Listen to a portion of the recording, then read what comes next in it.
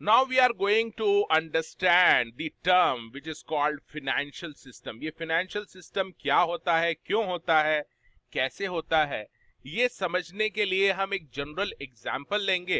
एक human body में जैसे आपको पता है कि ब्लड का सर्कुलेशन होना बहुत जरूरी है. ब्लड पूरी बॉडी में सर्कुलेट होता है तो वो बॉडी पूरी फिट रहती है. इसी तरह से जो पैसा रहता है किसी भी देश का, money, it should flow across the nation. पूरे नेशन में इसका फ्लो होना जरूरी है. किसी भी कंट्री की इकोनॉमी की ग्रोथ के लिए मनी का सर्कुलेट होना जरूरी है थ्रू आउट द नेशन.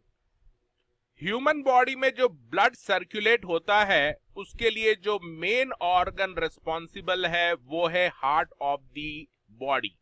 इसी तरह से मनी का सर्कुलेशन अक्रॉस द नेशन हो उसके लिए जो मेन सिस्टम है that is financial system. Now let's see how the financial system work. Financial system is a set of institution. इसमें बहुत सारी इंस्टीट्यूशंस रहती हैं और ये इंस्टीट्यूशन का मेन ऑब्जेक्ट रहता है कि फंड्स को मोबिलाइज करना.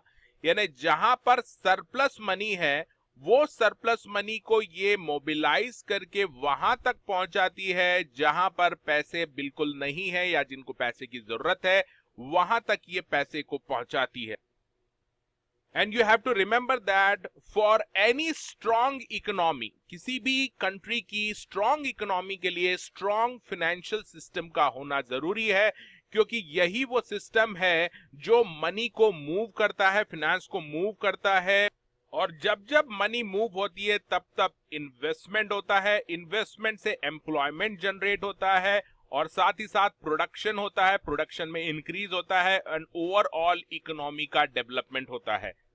और अगर इसके ऊपर एग्जाम में क्वेश्चन आता है और if you want to quote the current affairs का कोई एग्जांपल देना है तो the best example is Mr. Narendra Modi, our Prime Minister. He has visited so many countries to get the foreign direct investment into India to boost the economy of the country.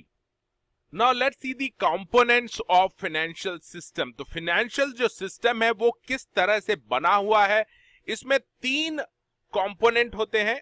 पहला financial market, दूसरा financial institutions and intermediaries and तीसरा है financial product. Market आपको पहले से पता है, market वो जगह होती है जहां पे किसी भी चीज को खरीदा और बेचा जाता है. जैसे सब्जी मंडी में आप सब्जी खरीदते और बेचते हैं, इसी तरह से फाइनेंशियल मार्केट में फाइनेंशियल जो प्रोडक्ट होते हैं उनकी खरीदी और बिक्री होती है, परचेज एंड सेल होता है.